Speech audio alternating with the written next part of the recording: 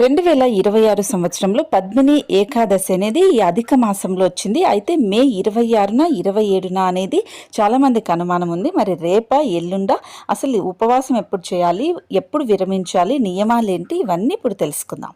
ఈ అధిక మాసంలో వచ్చే పద్మిని ఏకాదశికి హిందూ సాంప్రదాయంలో ఎంతో విశిష్టత ఉంది. శ్రీ మహావిష్ణువుకి అత్యంత ప్రీతికరమైన రోజు. అందుకే ఈ మాసాన్ని పురుషోత్తమ ఏకాదశి అని కూడా అంటూ ఉంటారు.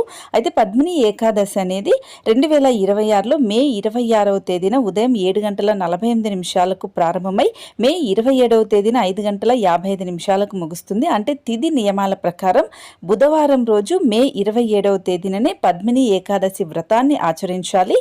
ఆ రోజు మీరు 5:25 నుంచి 8:52 మధ్యలో మీరు పూజ చేసుకోవడానికి చాలా మంచిది. సో నెక్స్ట్ రోజు అంటే మే 28వ తేదీ గురువారం రోజున 5:25 నుంచి 7:56 మధ్య మీ